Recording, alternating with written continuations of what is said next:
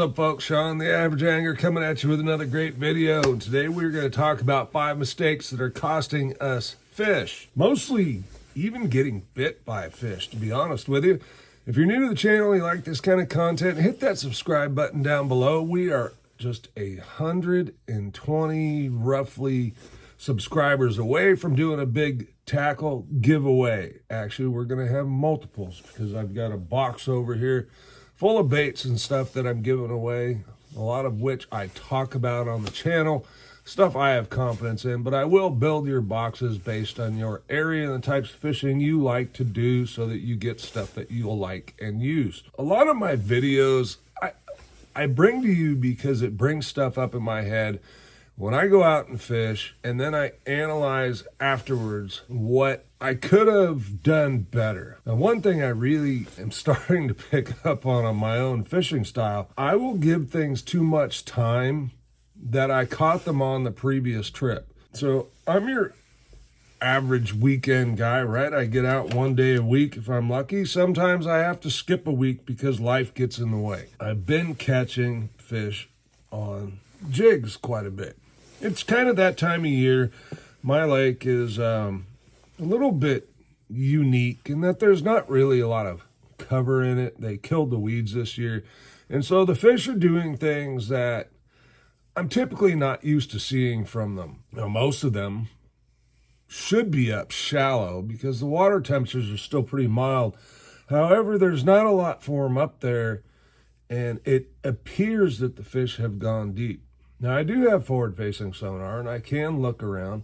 I'm not seeing a whole lot of fish movement, which I don't really quite understand because everything that I've learned over the last 50 years says they should be moving, chasing bait, trying to fatten up for the winter, but that's just not what I'm seeing at the moment. It could change on any given day, mind you, but so far we haven't seen that. I'm guilty this last weekend of going out and really having a pre-planned notion of what I needed to do, and I don't think there's anything wrong with that. I went out with a rig to fish on the bottom or up in the water, calm, depending on if I was seeing anything, and really using that rig with small, they were small, 2.8 fat pack, fat swimmers, just to probe water and cover water and look to see if I could get a bite. But I spent a lot of time fishing a jig because that's how I'd been catching them. Now, in all honesty, when I go back and think about that, the jig was producing fish. It was producing good fish, but it wasn't producing a lot of fish. It wasn't, it was kind of here and there. And I got to the end of the day where I had about an hour left, and I told myself, you need to fish the drop shot. You need to at least try the drop shot and see if you can come up with something on the drop shot. Well, lo and behold, boom, I started catching fish. So mistake number one, not changing and trying different things quickly enough. Like I said, it's a very common problem, I think, for a lot of us. We should rotate through baits, and I'm really guilty of this, and it's something I want to work on and get better at, is to rotate through baits that give me an opportunity to put something different where I believe the fish are at. So if you can't see them on forward-facing sonar, they're obviously on the bottom, tucked into things, and in my lake, that's typically rock stuff, rock, ridges.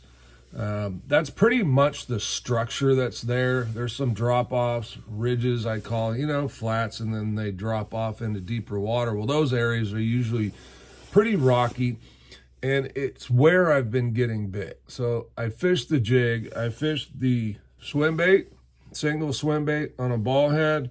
I fished the A-rig. Tried several jigs, and I threw a Carolina rig a little bit. But it wasn't until I tied on that drop shot. So mistake number 2 is not rotating through different baits to try and get a bite. Now, I did a guide trip many years ago with a FLW touring pro who's since moved on to other things, but he told me at the time, he said, use the 10-15 minute rule, and you set it up however you want.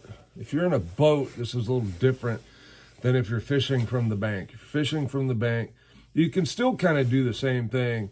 And that is, if you don't get bit in the first 10, 15 minutes on a spot, move on. I think oftentimes what we'll find out is when we get around biting fish, they'll bite. Mistake number 2, sticking with an area too long. Doesn't mean don't come back. It just means at that time, we need to move on. We need to try and find those biting fish. Number 3, and it's kind of going to go along with number 1, but change baits, okay? Maybe you're throwing a green pumpkin purple. Maybe you switch to black and red. If you're drop shotting, maybe you're throwing a green pumpkin with red flake drop shot worm and you switch to a morning dawn. Maybe you go from 6 to 4 inch. You get the drift. Try different things. Now, one of my friends is really good at this. He'll like keep going through worms when he's drop shotting, and oftentimes he finds something that works for him. Number 3. I think we just did number 3. It's early in the morning, folks. This is trying to get out a video before I go to work. Number 4. Sometimes we need to try something out of the norm, if you will. Maybe not really out of the norm, but something quite a bit different. Okay, I talked about the baits that I was throwing. Honestly, all of those are slower moving presentations. Even the A-rig and the swim bait, where I'm essentially swimming them very slowly across bottom. Maybe what I needed to do, and this is something I will have rigged this week when I go out, and I will give it a little bit of time here and there in various spots on the lake, and that is a deep diving crankbait. Something that I can run across the bottom, still in those same areas, but have it moving much faster. So a change of speed oftentimes could be a trigger. Speed cranking is often talked about this time of year, so it's a good one to maybe employ if you're in a boat or a kayak. And again, I think it's important for us to keep in mind that we want to keep rotating through these baits. For instance, maybe we've got the underspin, we're fishing on the bottom, we've got a shaky head, we have a jig, all slower moving baits. Now the crankbait, we can fish through there really fast. And then when you think about the drop shot can be adjusted to be fished in so many water columns just based on your leader length between your hook and your weight. Now, I've been asked, and I'm going to tell you, I generally start in that 12 to 18 inch leader length range, okay? General rule of thumb. It's based on watercolor for the most part. But again, we always need to experiment, because the fish don't have that book that tells you this is what they're supposed to be doing. Dirtier water, you want to get it closer to the bottom. We're also going to go with probably darker color worms, something more like an MM3, Margarita Mutilator type color, as compared to maybe in clear water, you're using something more transparent, such as a Morning Dawn type color. Generally, I don't mess with the length a whole lot, other than what I just covered with you. Anyway, we are getting that bait now up off the bottom. So we've got a difference of several bottom bouncing baits, and now we've got something up, just up. And when the fish are on the bottom, fish really prefer to feed up. No matter actually what area of the water column they're in, fish want to eat up. It's more their typical pattern, which is why if you see them in bait, they're typically below the bait. They're going to feed up. So that drop shot is giving us a little space between the bottom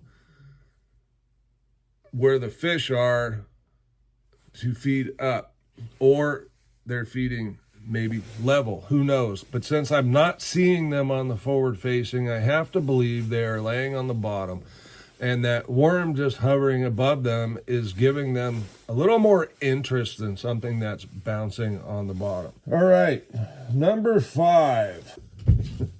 Number 5 for me was leaving line on my reel too long, okay? I just changed that braid last week that had been on that reel for over 2 years. And hey, it worked great. I had replacement line. And sometimes I just get a little overwhelmed with all of this stuff that I'm doing. I've got a ton of baits here. My whole couch is covered next to me here. You guys can't see. I really need to get some stuff organized. I'm trying to find some baits that I wanted to use, or some hooks. I know I bought some smaller cover shots. I may have put them away in the hook box. They might be in the boat. I don't know. Being better organized so that you have the things with you to try different things. And there's a ton of different ways to fish things, right? Making these adjustments is something that's worth doing. Okay, there's a wacky rig on a nose hook. This is the Spear Point I mentioned the other day, the Spear Point GP Finesse. And you can fish a drop shot a lot of different ways, right? Wacky. We can switch that to a nose hook. And these are little adjustments we can make on the water really quickly. And each way makes the bait appear a little different. This is going to have a lot more tail movement. When you wacky rig it, you got movement on both sides of the hook. Very subtle changes that can make the difference in the day of getting bit. Now, the other thing I took out and threw, even though I wasn't seeing fish, was the jerk bait. I threw the jerk bait a bit around shallower areas to see if anything would pull up off the bottom. I didn't get any bites, but I think it's something you need to keep around this time of year. Hopefully, this video will just get you thinking a little bit about, on those days when you're not catching them really well, maybe you need to make some adjustments and just keep cycling through them. Pick out 5 or 6 things that you think you should be getting bit on that day, and keep moving around to different spots, cycling through the baits until you get some sort of clue as to what you need to do. Hope this video helps. I'm Sean the Average Angler. Thanks for watching. We'll see you on the next one.